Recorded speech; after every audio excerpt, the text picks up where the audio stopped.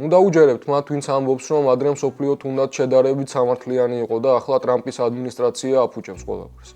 არა, ეს უბრალოდ იმპერიის ახალი ეტაპია. კაპიტალიზმმა მიაღწია იმ ზღვარს, სადაც ლამაზი სიტყვები ვეღარ მუშაობს და საჭირო გახდა პირდაპირი ფაშისტური ტიპის მობილიზაცია ბარბაროსების წინააღმდეგ. რუბიომ დაგვანახა, რომ ამერიკა აღარ აპირებს იყოს თავაზიანი მოვლელი დასავლეთის დაღმასვლისა. ის ირჩევს აგრესიულ რესტავრაციას. დააკვირდით, როგორ იწყებს რუბიო თავის გამოსვლას. ის არ საუბრობს მომავალზე, ისაუბრობს სისხლზე, წარმოშობასა და სულიერ კავშირზე. მან პირდაპირ თქვა, ჩვენ ამერიკელები შეიძლება დასავლეთ ნახევარსფეროში ვცხოვრობთ, მაგრამ ყოველთვის ვიქნებით ევროპის შვილები.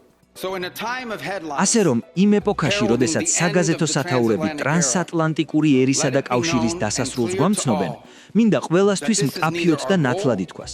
ეს არც ჩვენი მიზანია და არც ჩვენი სურვილი.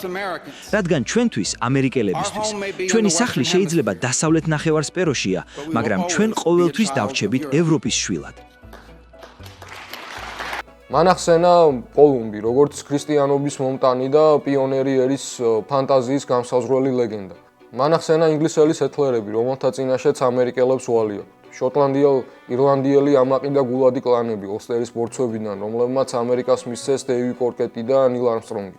მან არ დაივიწყა გერმანელი ფერმერებიც, რომლებმაც ამერიკული ლუდის ხარისხი გააუმჯობესეს.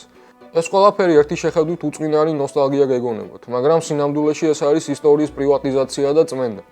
ამ სურათში არ არსებობს მონობა. რუბიოსთვის შავკანიანი ადამიანების 400-წლიანი წამება ამ მიწაზე არაფერია. მის სურათში არ არსებობს ძირძველი მოსახლეობის გენოციდი. მისთვის ამერიკა არის მხოლოდ ევროპული ცივილიზაციის გაგრძელება. We are part of one civilization, Western civilization. ჩვენ დასავლური ცივილიზაციის ნაწილი ვართ, რომელიც ერთმანეთთან უღრმესი კავშირებითაა შეკრული. ეს კავშირები საერთო ისტორიით, ქრისტიანული რწმენით, კულტურით და იმ მსხვერპლით არის გამოჭედილი, რომელიც ჩვენმა წინაპრებმა საერთო მემკვიდრეობისთვის გაიგეს. სწორედ ამიტომ ვართ ამერიკელები, ზოგჯერ ზედმეტად პირდაპირები და მომთხოვნი. პრეზიდენტი ტრამპი ჩვენი ევროპელი მეგობრებისგან სერიოზულობასა და ორმხრივობას სწორედ იმიტომ ითხოვს, რომ ჩვენი საერთო მომავალი ძალიან გვადარბებს. რატომ საუბრობს რუბიო ცივილიზაციურ კონტექსტში? იმიტომ, რომ როდესაც პოლიტიკას ცივილიზაციურ ჩარჩოში სვამ, ნებისმიერი, ვინც ამ თეთრ ქრისტიანულ ნარატივში არ ჯდება, ავტომატურად ხდება ეგზისტენციალური საფრთხე. ეს არის იდეოლოგიური მომზადება ახალი გლობალური აპარტეიდისთვის. რუბიომ ღიად დასცინა იდეას, რომ ვაჭრობა, კომერცია და საერთაშორისო ინსტიტუტები ნაციონალურ ინტერესებს ჩაანაცვლობდა.